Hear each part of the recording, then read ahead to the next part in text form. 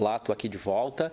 Eu espero que com esses dados, com essas informações, tenha conseguido transmitir para vocês a ideia de que o Brasil está cercado por vizinhos cuja vocação econômica não é o desenvolvimento de inovação tecnológica. São países que, de modo geral, investem pouco do seu produto interno bruto para gerar inovação. Preferem investir na produção e exportação de commodities. O Brasil, como vocês sabem, apesar dessa diversificação econômica, também é um país que não tem um papel importante em relação à inovação e à produção de patentes. Mas essa é só uma parte da nossa lição número 2. Eu queria deslocar um pouquinho o foco dela, levar para uma direção diferente e provocar uma reflexão. Vou começar fazendo isso através de uma pergunta. Você já ouviu falar do Prêmio Nobel? Eu pressuponho que sim, é um prêmio muito conhecido, acho que todas as pessoas já devem ter ouvido falar pelo menos uma vez em Prêmio Nobel. Eu fiz uma pesquisa rápida sobre o Prêmio Nobel, descobri que ele leva esse nome em homenagem a um homem sueco chamado Alfred Nobel. Ele era químico, industriário e ninguém menos que o inventor da dinamite.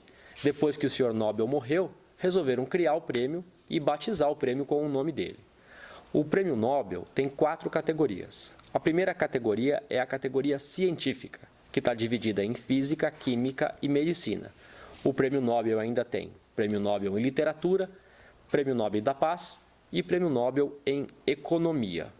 Eu queria te fazer agora uma outra pergunta, que é a nossa grande reflexão. Você faz ideia de quantas vezes o Brasil ganhou o Prêmio Nobel? Pode ser em qualquer uma dessas 4 categorias. Pensa um pouquinho e a gente já volta a conversar. Quantas vezes o Brasil ganhou o Prêmio Nobel? A gente já se fala. Vamos lá, a nossa pergunta. Quantas vezes o Brasil venceu o Prêmio Nobel em qualquer categoria? A resposta é nunca, embora o Brasil tenha batido na trave algumas vezes.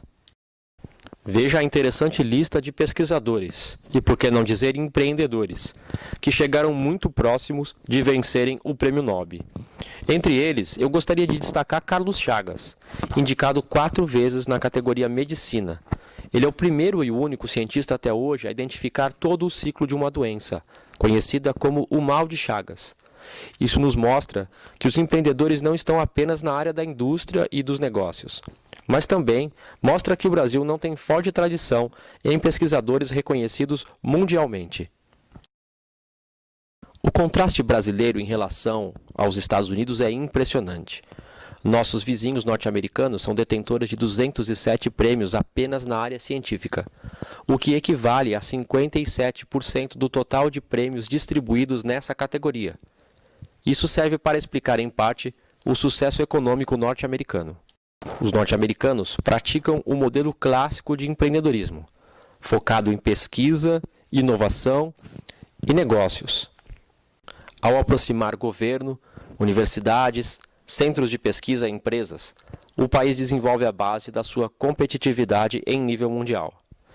É difícil competir com quem está à frente dos outros competidores na maior parte do tempo e detém as matrizes tecnológicas, não é?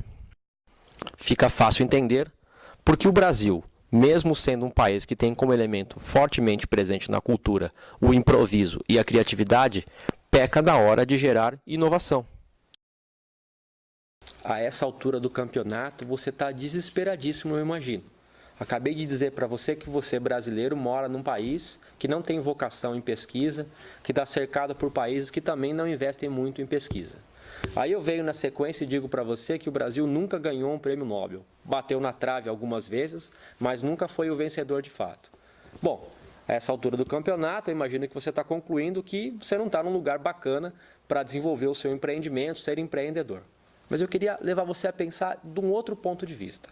E para isso eu vou lembrar de uma história muito conhecida. Você já deve ter ouvido essa história diversas vezes. Quase todos os professores e palestrantes já falaram dessa história alguma vez. É a história de 2 vendedores de sapato que vão para a Índia. O primeiro volta e diz assim para os donos da empresa: olha, a Índia não é um bom lugar para se investir, porque lá as pessoas não usam sapato. Já o outro vendedor voltou e disse o inverso para os donos da empresa: olha, a Índia é um mercado sensacional, porque lá poucas pessoas usam sapato. Se a gente chegar lá com a nossa marca, com o nosso produto, certamente a gente vai ter um mercado bastante promissor. O que eu estou tentando dizer para vocês é que essa situação brasileira, quando o assunto é empreendedorismo, também depende muito de perspectiva. Eu acho que a falta desse investimento em inovação abre campo, abre oportunidade para os brasileiros mais sagazes, mais empreendedores, que tenham esse DNA empreendedor e queiram começar a desenvolver os seus próprios negócios. Então eu queria terminar a aula 2 com essa mensagem positiva. Apesar das circunstâncias internas, apesar da posição do Brasil em relação aos seus vizinhos da América Latina e essas grandes forças de empreendedorismo, e também o Brasil não ter uma marca histórica muito positiva no Prêmio Nobel, não quer dizer que você aí, onde você está, comece a pensar no seu negócio e possa ser o próximo empreendedor de sucesso. Tudo bem? A gente se vê na próxima lição. Obrigado.